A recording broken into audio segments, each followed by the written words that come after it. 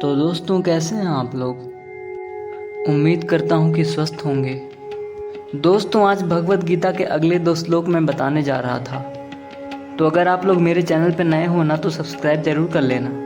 आइए स्टार्ट करते हैं दोस्तों, पिछले श्लोकों में जब अर्जुन विचलित होकर अपना गांडीव रख रहे थे और इधर संजय धृतराष्ट्र को कुरुक्षेत्र भूमि का सारा हाल और समाचार बता रहे थे कि अर्जुन विचलित हो गए हैं, तो धृतराष्ट्र खुशी हो रहे थे।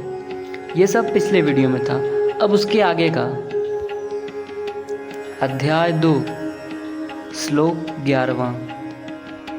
श्री भगवानुवाच अशोच्यानन्वशोचस्वं प्रज्ञावादांश्च भापसे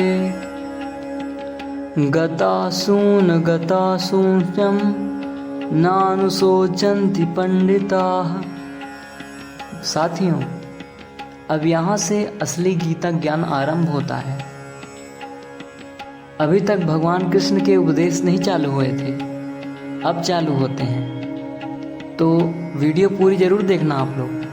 तो श्री कृष्ण कहते हैं, हे अर्जुन, तू न शोक करने योग्य मनुष्यों के लिए शोक करता है और मुझसे पंडितों की तरह बातें करता है।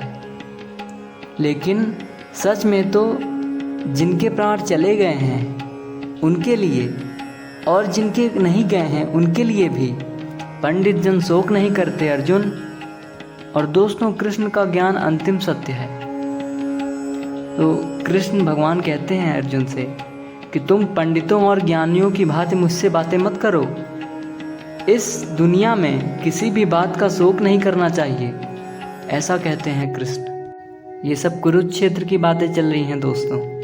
अब आइए आगे चलते हैं। श्लोक 12वां।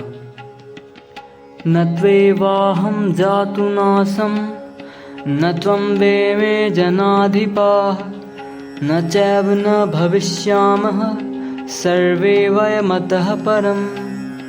कहते हैं श्री कृष्ण इस श्लोक में कि हे अर्जुन, न तो ऐसा ही है कि किसी काल में मैं नहीं था, तू नहीं था, अथवा ये राजा लोग नहीं थे।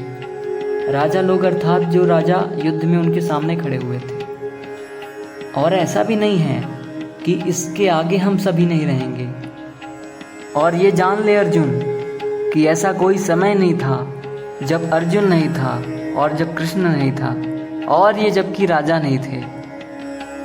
हम आते हैं, जाते हैं और फिर से आते हैं और समय का ये चक्र चलता रहता है, कभी नहीं रुकता। तो हे अर्जुन, इस बात का शोक मत कर।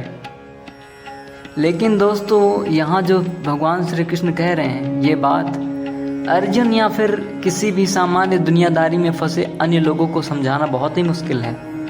और इसलिए कृष्ण हमें इन सब से बाहर निकालना चाहते हैं। और इसीलिए ही तो गीता ज्ञान बना है। काल का फेर तो चलता रहता है और हमेशा ही चलता रहेगा। हर काल में हम जैसे लोग रहते हैं, हम होते हैं, आने वाले समय में भी हम होंगे और ऐसा ही खेल फिर होगा, ऐसा श्री कृष्ण अर्जुन से कहते हैं।